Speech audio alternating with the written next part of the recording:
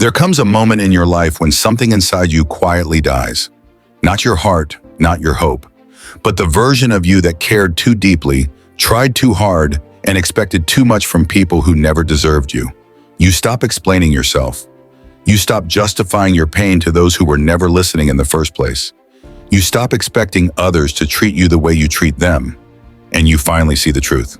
This isn't bitterness, it's clarity. You've woken up. You realize the world doesn't reward sensitivity, it exploits it. The more deeply you feel, the easier you are to manipulate. They use your compassion as leverage. They read your kindness as weakness. But something shifts when you learn to master your emotions. You become something dangerous, untamed, untouchable. Your pain stops being your prison and becomes your power. These are not lessons taught in books. These are laws, forged in betrayal, hardened in silence, survived by those who've been burned again and again, until the fire no longer frightened them. The weak react, the powerful observe. Every reaction is a surrender. Each emotional outburst tells the world exactly how to control you. It screams, I am easily moved, I can be influenced, I depend on external validation. Every time you flinch, defend, or justify, you hand your inner power to someone else. But the emotionally untouchable don't do that. They pause, they breathe, they watch. They train their minds to sit in silence until silence becomes their strength. They don't reveal what moves them. They let others expose themselves. Stillness becomes their shield. Composure becomes their weapon. They read people like open books, tone shifts, eye movements, body language. The subtle signs of insecurity that most people never notice. They move gently, yet strategically, like predators, calm but calculating. They know that control is not loud. It's quiet. It's hidden inside discipline. And when you stop reacting, you stop being predictable. Suddenly, others are the ones who feel exposed, unsettled, uncertain. Your calmness becomes their mirror. It reflects their chaos back at them. Indifference reveals manipulation. Silence reveals desperation. Stillness becomes dominance. Detach from outcomes. Detach from approval. Detach from noise. The first law of power isn't dominance, it's detachment. The moment you no longer need to prove yourself, no one can use your emotions against you. Closure is the lie they tell you to keep you locked in orbit, the illusion of unfinished business, the hook that keeps you chasing answers from the person who caused the pain. You wait for the apology, for the explanation, for the moment that never comes. You replay the memories like movies. You turn pain into ritual. You keep punishing yourself long after they're gone. But one day something shifts, quietly, calmly, not in anger, but in understanding. You realize closure was never in their hands. It was always in yours. You stop asking, why did they do it? And start asking, why did I allow it? You stop begging for explanations and start studying your tolerance for pain. Because closure isn't found in answers. It's found in acceptance. Real closure happens quietly. When indifference starts replacing obsession, when you no longer check, compare, care, when their silence stops echoing in your head, and your peace no longer depends on their conscience, that's when you know it's over. Truly over. No grand declaration, no dramatic goodbye, just a quiet exit, a silent freedom. And attachment is emotional gravity. It keeps you bound to the familiar.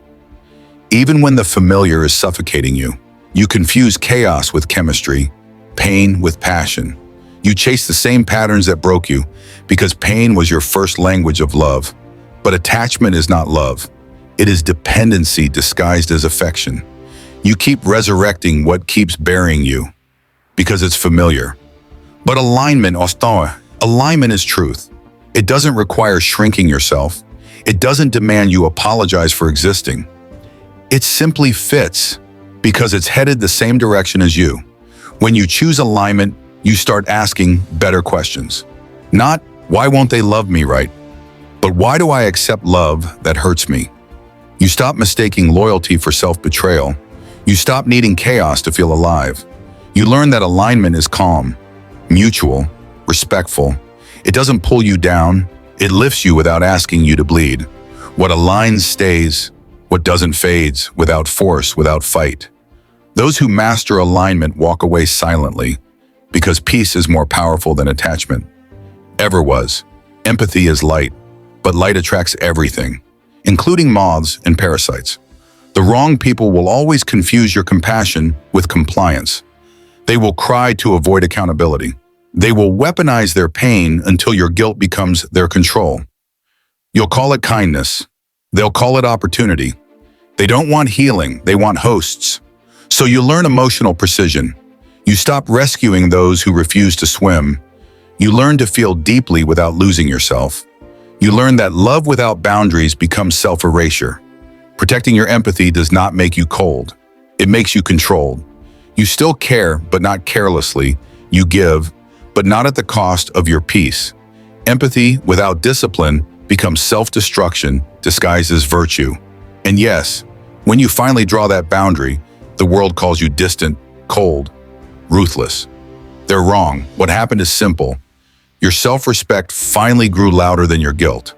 Your energy is currency. Guard it like gold. Spend it where it grows, not where it's drained. The final law is not about retreat, it's about creation.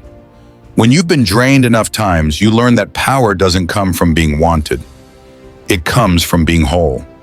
Most people live in emotional debt, begging for validation, craving attention that proves they matter. But the moment you start generating your own worth, it all changes. You stop chasing energy and start becoming it. You stop begging for peace and start radiating it. You stop waiting to be chosen, yin, and you choose yourself. Becoming the source means you no longer feed off reaction. You feed off direction. You walk with intention instead of impulse. Your silence becomes sacred. Your energy becomes expensive. You no longer need to be understood because you finally understand yourself. And when you are the source, you see it clearly. How much power you gave, how much love you spilled, how much time you lost trying to prove your heart to those who were never worthy of seeing it. You stop explaining kindness to those committed to misunderstanding it. You stop letting temporary people make permanent dents in your emotions. The world starts to move around you differently, not because you demanded it, but because you mastered what most people chase endlessly. Peace, control, detachment, all flowing quietly from within. That is the paradox of becoming emotionally untouchable. You don't build walls, you build gravity. You don't reject emotions. You refine them into strength. You don't stop loving, you stop needing love to survive.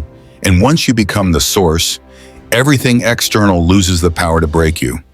You've become untouchable, not because you're cold, but because you've finally become whole.